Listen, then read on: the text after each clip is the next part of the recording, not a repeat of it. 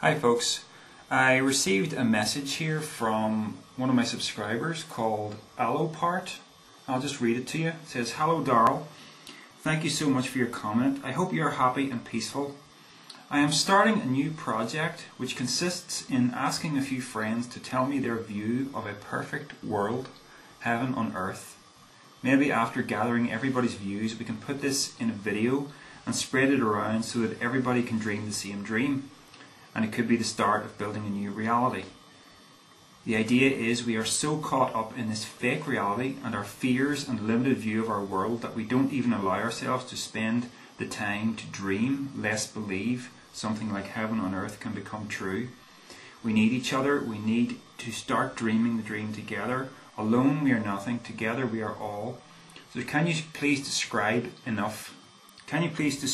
with enough detail what is your view of heaven on earth?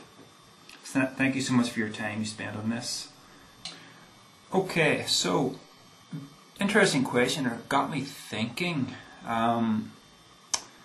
What would be a perfect world?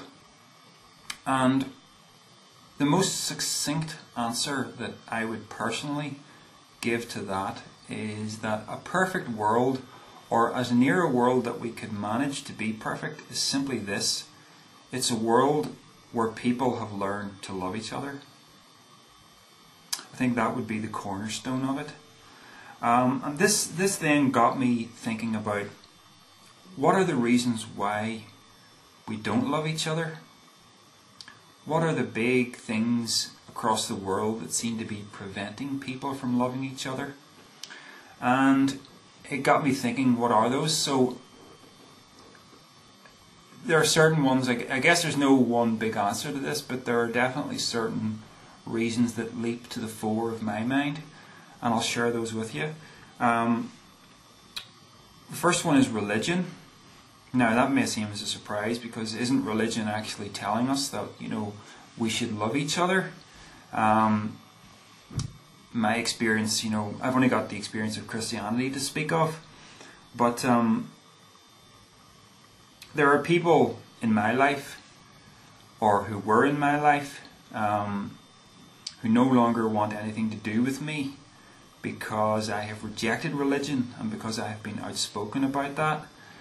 And, in these people's minds, I'm sure they're thinking, we love Darryl. It's such a pity he's gone down the road he's gone, but we love him, but there's just nothing we can do. I would say withheld love is not love. You know what I mean? Because these people are gone from my life. They want nothing more to do with me. I can't go around to their house and see them. They were once close friends and now they're not. They believe they love, but what is withheld love? It's not love, And it seems to me that religion, although it does say that we ought to love one another, what it really does in practice is that it perpetuates division throughout mankind. It creates one little exclusive club to the exclusion of all others. You only have to look at, the whole Protestant versus Catholic thing, especially here where I live in Northern Ireland. And Christianity versus Islam versus Judaism versus all the rest. It's not about love, really. So to me, religion is one of these big things that prevents us from loving each other. The second thing that comes to my mind is education. You go to a public school, you get taught things, and a lot of it's good, but underlying everything is this view that, you must pass exams, you must be the best. Someone's always going to be first, someone's always going to be last. And it's kind of like, you must compete with your fellow man, you must get one over on them. So that, eventually you pass so many exams, you leave school or leave college qualified to one degree or another, and you search for a job, and again it's this same thing, like you got to get the job for yourself, you got to do what you got to do to make sure you get it over someone else. And we live in this dog-eat-dog world, and this is the world that the education system, perpetuates. This is the way we live.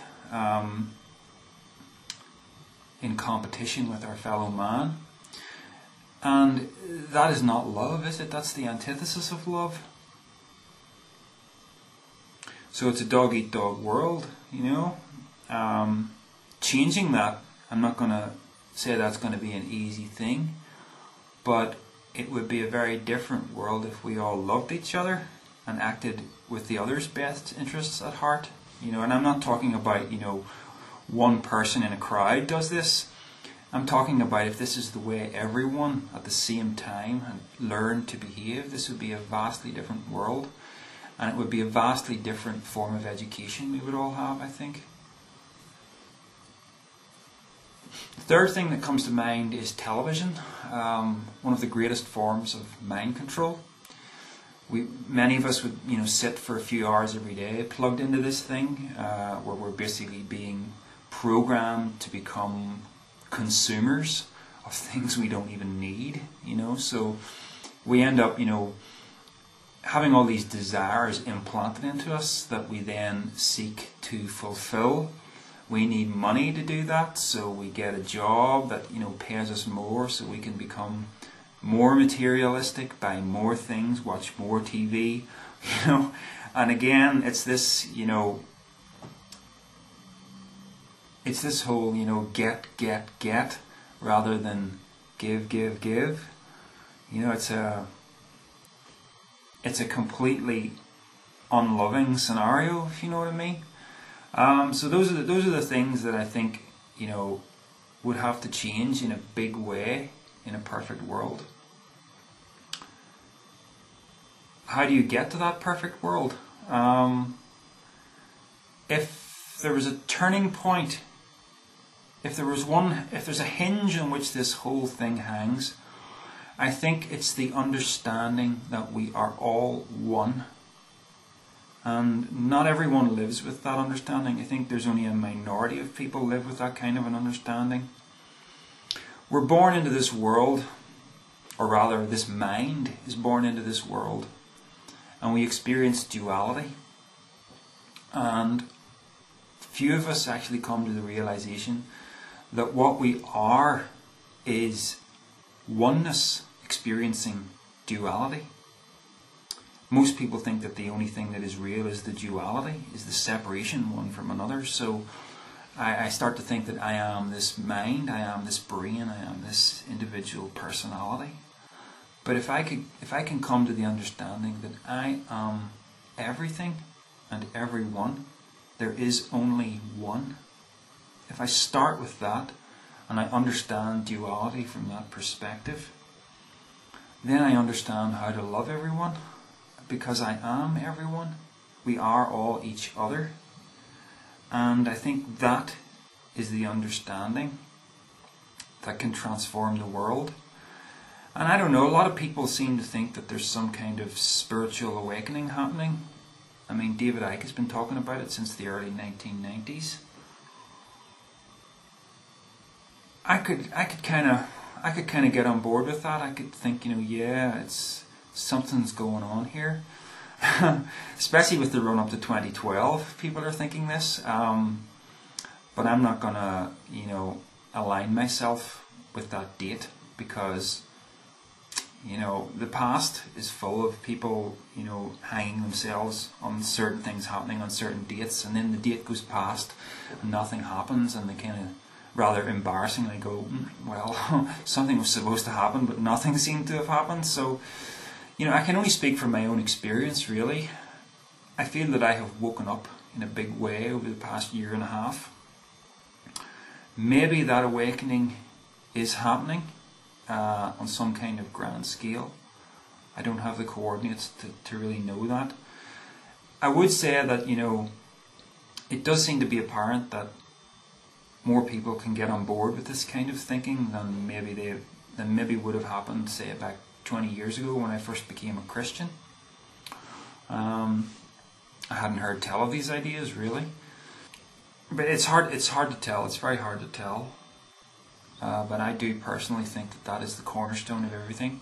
When you understand that you are one with everything and everyone, it totally transforms how you live your life. And it would be a wonderful world if everyone were able to grasp that same understanding.